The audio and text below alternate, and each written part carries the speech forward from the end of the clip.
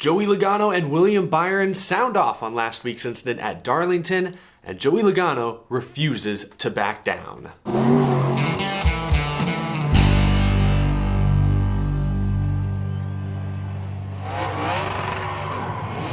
How's it going, y'all? My name is Eric. Welcome to Out of the Groove. I know we've got a pretty spicy headline on this video. I wanted to do this video yesterday, but unfortunately I was out of town, so I'm doing it today before the Kansas race, because I got some things I want to get off my chest. You already heard my initial reactions in response to last week's Darlington finish between Joey Logano and William Byron, but this weekend at Kansas, both drivers were once again asked about the incident, and Joey Logano's response in particular was eye-opening. Talking to Bob Pockrass, Logano said things like, "I won't get pushed around." In response to the incident, he said, "I got fenced, I retaliated, and I won the race." He said, among other things, that he and William Byron should be even now. He can keep going, but I can promise you I'll keep going and I'll go bigger every time. William Byron was asked by Dustin Long, well, is it even? Logano says it's even, and Byron said no. When pressed if he would retaliate against Joey Logano, Byron said, "So you owe him one?" No, I just said it wasn't even.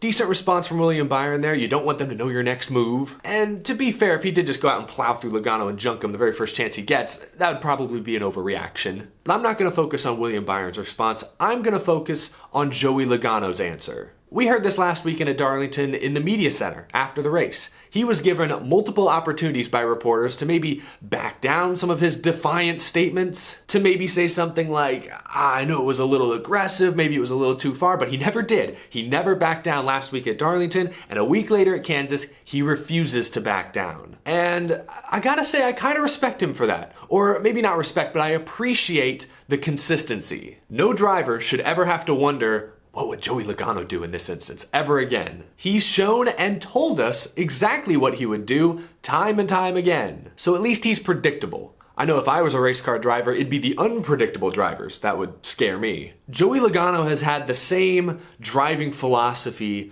pretty much his entire NASCAR career. Unprovoked contact is okay as long as it's for the win. Let's go back 10 years to Pocono 2012 when a young Joey Logano nudged a 53-year-old Mark Martin out of the lead late to win that race. Unprovoked contact, but it was okay because it was for the win. Let's fast forward to 2018 at Martinsville when Martin Truex Jr. raced Logano as cleanly as you can race someone for the win late in a short track race, only for Logano to rough Truex up in the very next corner, bump and run, drag race to the line, and win that race. Unprovoked contact, but it was for the win, so it's okay in Logano's eyes. That is his driving philosophy, and I don't think it's wrong. In fact, those two incidents I just named, I would say were both gray areas. Some fans hate the bump and run, but many fans are okay with a little bit of contact like that as long as it doesn't end the other guy's race, as long as the other guy still has a chance to kind of race you back to the line. In my opinion, there is an art to slightly nudging someone out of the way, allowing them a chance to save their car, and drag racing. And to me, there is an art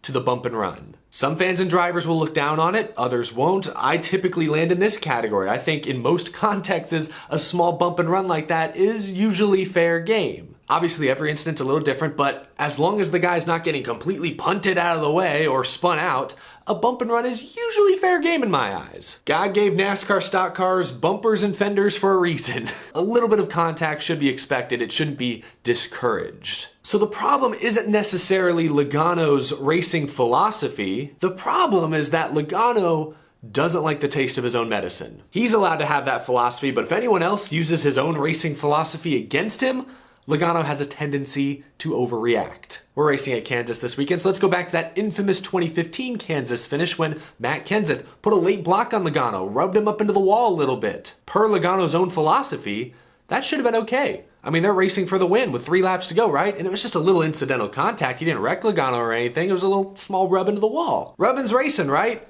Wrong. Going into the very next corner, of course, Joey Logano spun Kenseth out completely. Kenseth went from finishing first or second to 15th in that race. Same thing at Darlington this past weekend. Look, William Byron raced Logano hard on that restart. Did not give him much room. Squoze him into the wall ever so slightly. Logano rubbed the fence. Didn't damage Logano's car. He fell right back in line, right behind Byron in second place with still like 30 laps to go. Racing for the win, right? Should be fair game. Just a little incidental contact. Just barely rubbed him up into the fence. Per Logano's racing philosophy and history, that kind of move should ultimately be fair game. I think Logano's shown time and time again he would make a similar move in that instance. But Logano could not handle the taste of his own medicine, of course caught back up to Byron, and the first chance he got, punted Byron into the fence, and just like what he did to Kenseth in 2015, Byron didn't finish second, not even third, not even fourth. Byron fell outside of the top 10 as well, and had a destroyed race car. So that's the problem I have with Joey Logano on track many times, and that's the problem I think many other fans have with Joey Logano, and that's the reason why he is one of the top 2 or 3 boo getters on race day. Again, Logano's philosophy that a little bit of contact is okay as long as it's for the win, I don't disagree with. Again, as long as we're just talking about a little bump and run, a little rub on the straightaway, something that still gives the other driver a chance and doesn't take them out completely, I'm fine with. I like to see drivers care that much about winning, but Logano is often considered polarizing because he overreacts when other drivers use his own philosophy against him. If Matt Kenseth was supposed to have taught Logano some sort of lesson in 2015, it doesn't look like the lesson stuck. I'm not trying to change Joey Logano. He's been very successful racing the way he races. And if he continues to do what he's always done, he's going to continue to win a decent number of races. He's going to continue to earn that reputation though with drivers and fans. And at some point I think he's going to have to understand exactly why he has that reputation. Because that's what his defiant comments the last couple weeks really tell me, is that I think in some ways, Joey Logano doesn't quite understand why he still gets booed. He's justified it in his mind that he's allowed to wreck somebody if they rub into him a little. And I feel like most drivers don't think that way, and I feel like most fans don't see it that way either. But I don't think Joey gets that. And maybe it doesn't matter. Joey Logano seems fine playing the villain for the next foreseeable future. And that's where I want to end this video, because I do think Joey Logano ultimately is really good for the sport, at least for now. NASCAR needs heroes and they need villains. Joey Logano's a good villain, and I think for a NASCAR audience, Logano's a great villain. Southern fans in Martinsville, Darlington, Richmond are gonna have no problem rooting against the New England kid. From Connecticut, just naturally there's not a lot of similarities there. In a sport full of vanilla drivers who are afraid to step outside that company line and potentially damage a relationship with a major sponsor or a major race team, it's kind of refreshing that we have a championship caliber driver here who's gloriously defiant, refuses to back down from his somewhat polarizing racing philosophy. So in that respect, Joey Logano is a very, very welcome sight if you just love good drama and good stories every week. Now, the reason I say for now, he's good for the sport for now,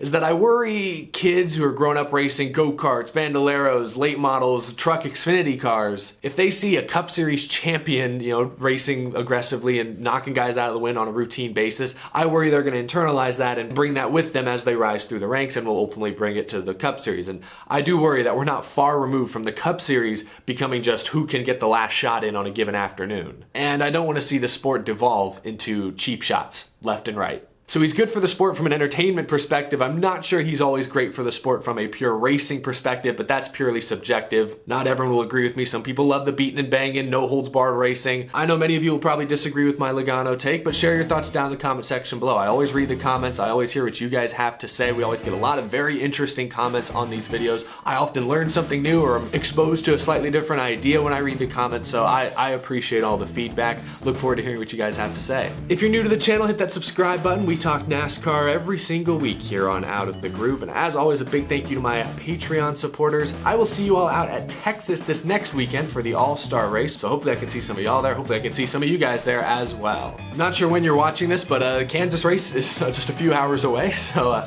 I'll see you guys after that one. Have a fantastic rest of your weekend, and I'll see you after the checkered flag falls.